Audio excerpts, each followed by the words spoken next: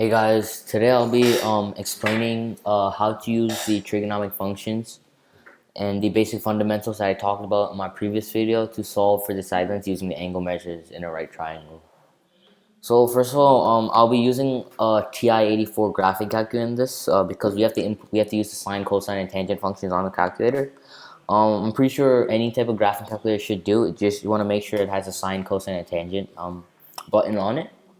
And before we start, I would like to tell you you want to change your mode to degrees mode, not radians mode. You don't want to keep it at radians. That's default because that will change your answers because you're not inputting the right type of value.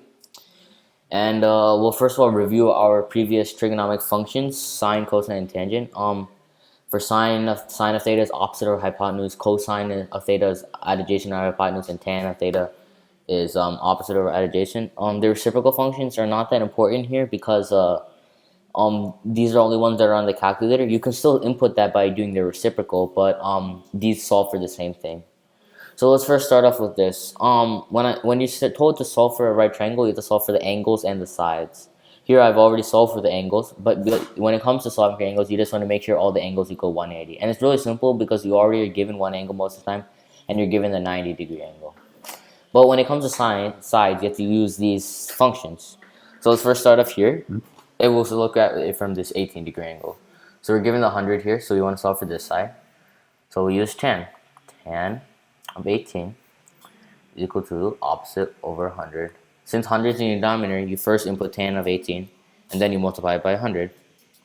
And then you get 32.5. I'll be rounding to the nearest tenth, but that does not mean you always round to the nearest tenth. You just want to make sure you're following what's in the directions.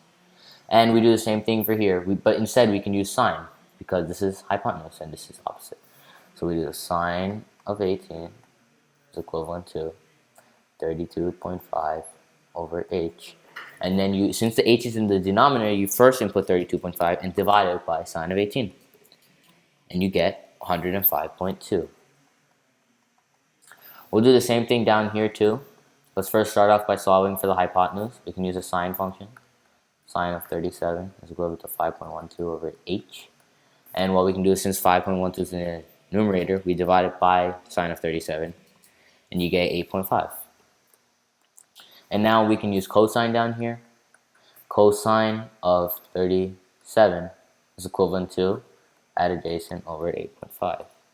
So we do cosine of 37 and multiply by 8.5, and we get 6.8. So you see, this is really simple process. These are the main three functions we'll be using, and they're always really easy to use on your calculator.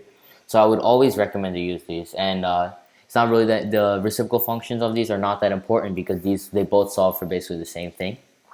And in my next video, I'll be telling you guys and showing you guys how to use the side lengths to solve for the angle measures using the inverse functions, inverse of sine, cosine, and tangent on your graphing calculator.